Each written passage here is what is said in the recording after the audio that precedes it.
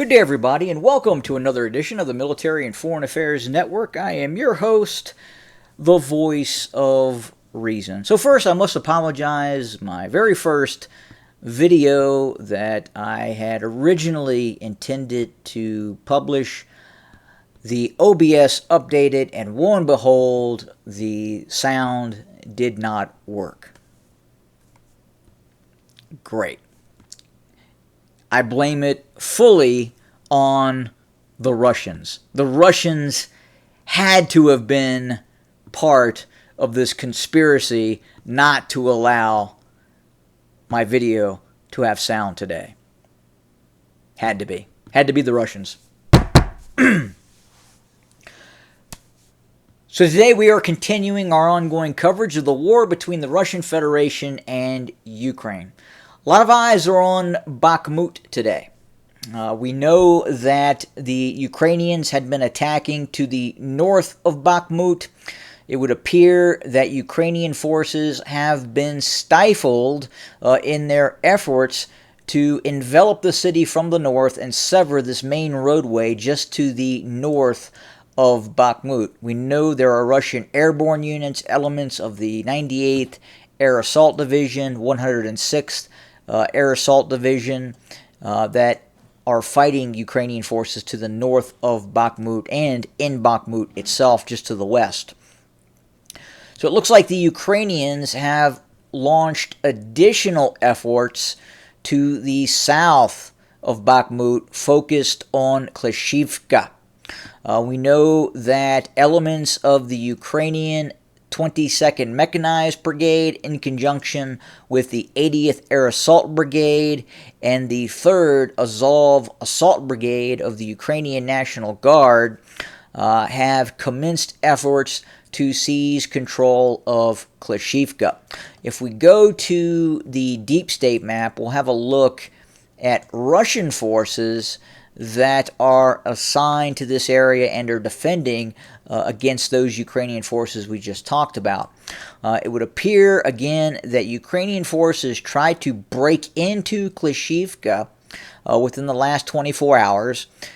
Guarding Klishivka, Russian defensive units south of Bakhmut consist of the 83rd Separate Guards Air Assault Brigade, another VDV formation, higher-end Russian airborne unit, in conjunction with Chechen National Guard units. Operations Force Akhmut, Akhmat, is in this area as well. So we understand that the Ukrainians initially achieved some success along this road into the town. They actually were able to make it into the small hamlet or village, again, very small settlement. This little village doesn't have any industry. There's no multi-story apartment blocks, nothing of that sort. It is basically, for all intents and purposes, a two-road town with a couple of dozen single-family units. Now, again, this is fairly open terrain with some wooded areas just to the west of the hamlet. And initially the Ukrainians did achieve some success. And the Russians then called in tactical reserve units from this unit, the 80th Guards Red Banner Tank Regiment. This is a tank regiment that is part of the 90th Guards Tank Division. This tank division, the 90th Guards Tank Division, is normally based in central Russia, more towards Siberia, and has been since called over to continue or to fight against the Ukrainians. But again, our understanding is that the 80th Guards Tank Regiment, part of the 90th Guards Tank Division, launched counter operations against those Ukrainian forces.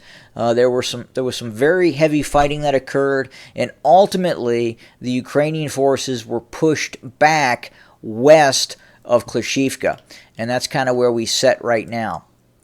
Additionally, there's been some very heavy fighting that continues to the northwest of Seversk in this area. Now, this map has not been updated at all. But at this point, our understanding is Russian forces have made a breakthrough in this area. Obviously, you see this Russian salient just to the north of this very large forested areas. But we are continuing to see Russian forces continue operations directed into this forested area. And then obviously to the west, Russians have broken into the town of Torsk and have reportedly are on the banks of this reservoir you see here. And we believe the Russians have, again, made it all the way to this reservoir. They have taken control of some of these smaller hamlets, but again, it's not being talked about on any of the more, what I would say, more pro-Ukrainian content providers. Obviously, this site, this website we're looking at, along with this map, is a pro-Ukrainian resource. They usually do an okay job of updating, but they're not discussing what's happening in this area at all.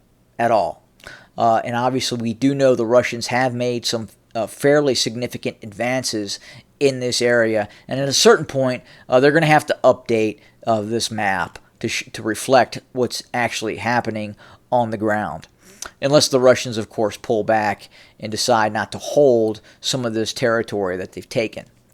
In the south, running from Zaporizhzhia, Orikhiv, east towards Volhodar, it continues to be status quo.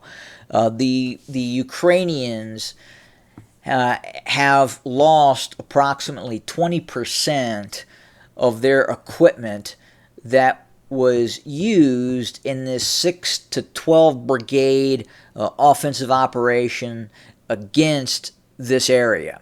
Again, the Ukrainians were looking for a breakthrough south and eventually seizing control of Berdyansk, Mariupol, and Melitopol. Didn't happen.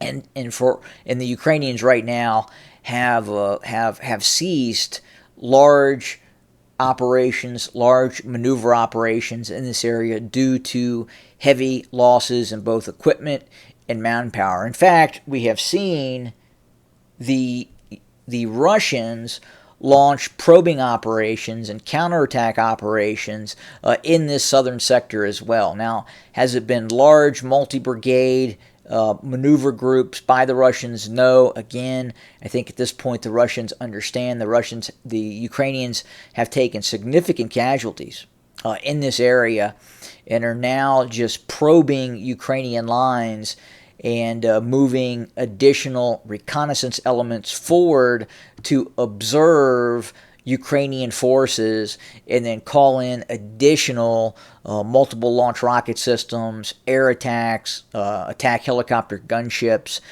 into this area. But again, Ukrainian offensive operations have all but ceased. Again, we are seeing these limited operations by the Ukrainians with infantry and then obviously using HIMARS and some of their longer-range precision strike capability against Russian forces when they can. But again, large-scale maneuver operations designed to take large amounts of territory have essentially stopped by the Ukrainians. And again, most conversations, especially on the pro-Ukrainian sites right now, are very much focused on what's happening in and around Bakhmut. Look, ultimately, Bakhmut was lost by the Ukrainians. If we kind of compare and contrast Bakhmut compared to towns such as Klishivka, obviously Bakhmut is much, much bigger, a much, much more prized target. Bakhmut had industry. Bakhmut had an actual city center, a city administration. It had large apartment blocks. It was a larger town, which was heavily fortified by the Ukrainians. But ultimately, the Russians launched a successful operation, including a house-to-house clearing operation in a heavy built-up urbanized terrain and ultimately defeated Ukrainian forces in Bakhmut. So again, quite a bit different than what we're seeing in terms of urban warfare taking place south of Bakhmut, north of Bakhmut.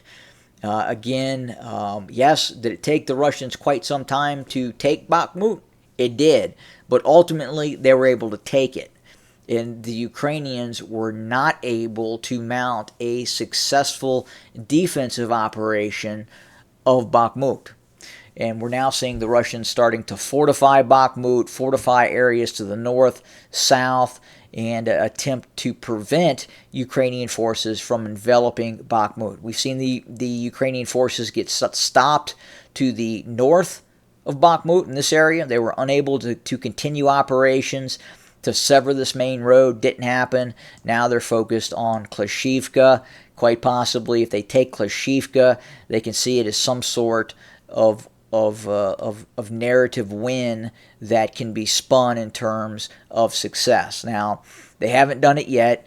As I just talked about, the Russians counterattacked and pushed the Ukrainians back, but that's what we're seeing right now.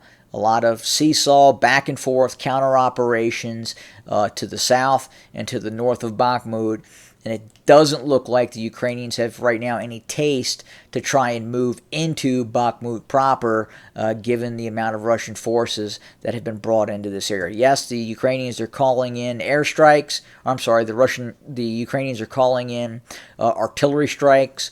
Very limited airstrikes in terms of launching glide munitions well away from the line of contact, with the very few planes that they have converted to launch JDAMs and Storm Shadow weapon systems.